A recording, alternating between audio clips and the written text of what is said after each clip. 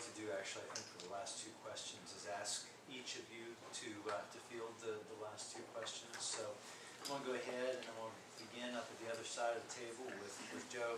You can give one piece of advice. You've got a little over 40 high school students here from 9th through 12th grade that have stepped up in leadership amongst their peers. What is the one piece of advice or two pieces of advice that you can give to them of how to spend their time while they're here in high school? Oh boy. Problem is how to draw that down to one without sounding too syrupy and too over spiritual.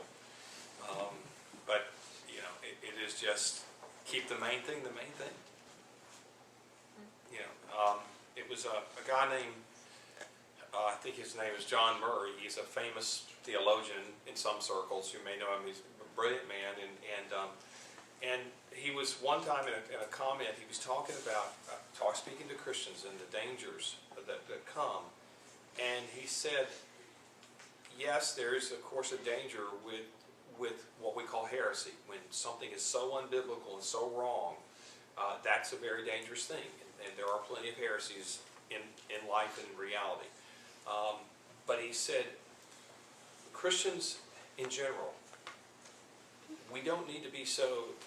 The most dangerous thing is not a heresy, because usually they can be seen for what they are, they can be recognized. He said the most dangerous thing is the person who does not emphasize the right things. In other words, the accent gets placed wrong. And you start majoring on minors, and you start giving your life devoted to secondary things and making those secondary things primary. And when you do that, you lose the primary and eventually the secondary as well.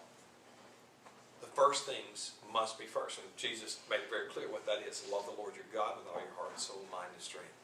And your neighbor as yourself. That summarizes all the law.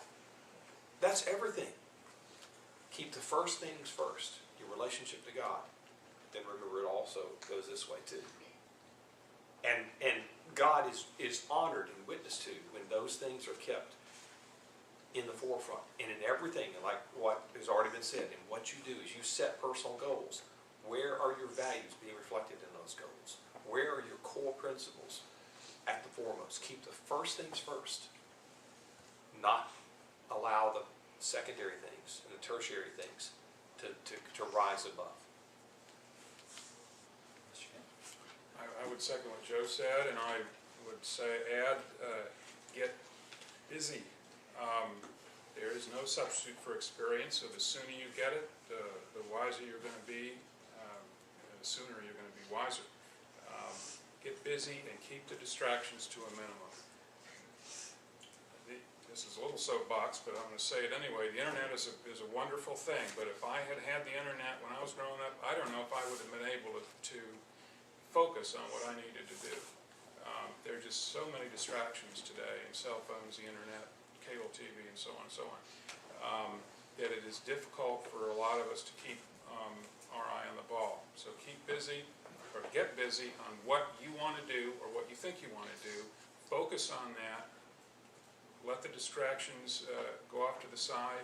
Keep your eye on the ball, and I think you'll go a long way to achieving what you're after.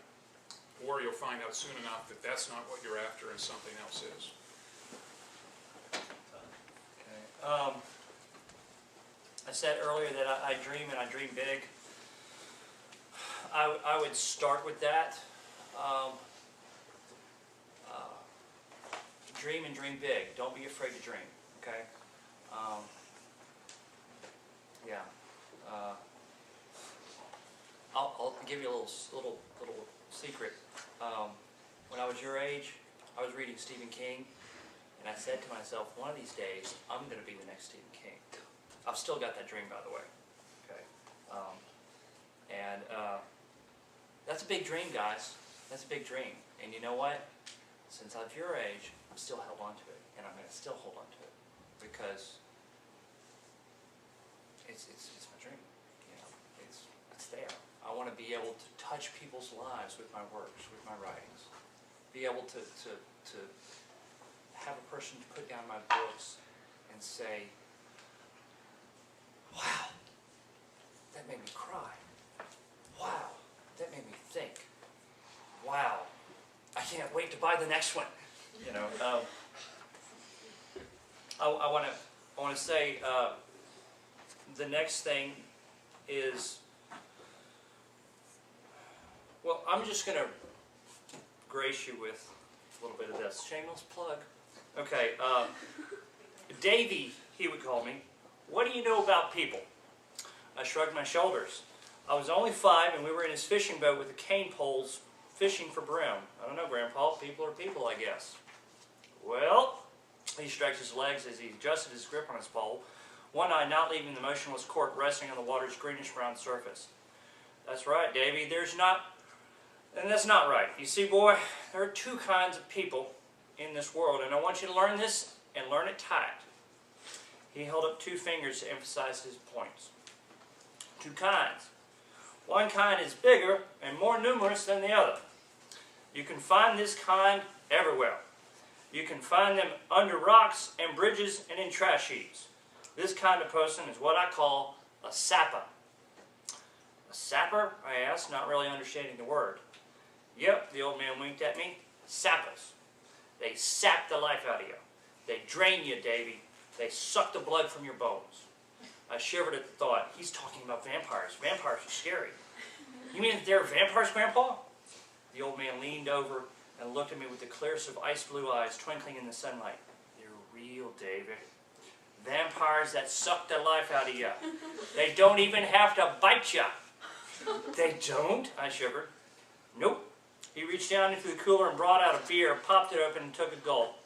These sappers are vampires that suck the life out of you just by talking to you. How do they do that, I asked. They live off your misery, Davy. They thrive and grow in the midst of your pain. They suck the very air out of your lungs by their very speech. What did they say? The old man took another swig. Anything that will bring another man or woman down. You see, Davy, they are a cold people. I shivered. Images of my mother came to my mind in the way she ignored me. They are a hateful people. I winced, looking down at the bruises on my legs where my daddy had taken a leather strap to me that very morning. They despise anything good. They want to crush anything good and replace it with misery. They want to live in hell and be its rulers. What's hell, I asked. The old man stopped, as if to consider his next words very carefully. Then he leaned over and whispered, it's a place where there's no hope and no love, Davy. But worst of all, it's forever. I hoped that I would never go to this place called hell. I wondered if my mom and dad had been there. Grandpa, what about the other kind of person? His eyes lit up. I was getting to them. Took another swig of beer and then stuck the empty can in the water, filling it to the point at which it sank to the lake floor. He straightened up as he opened another beer.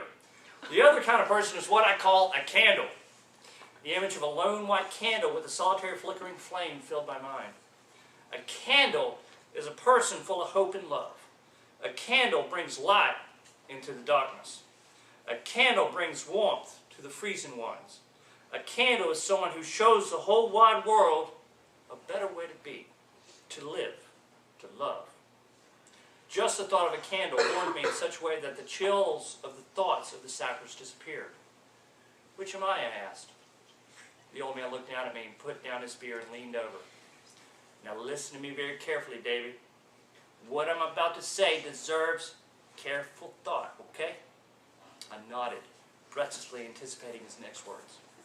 He took his index finger and tapped the middle of my forehead with each word. You are who you choose.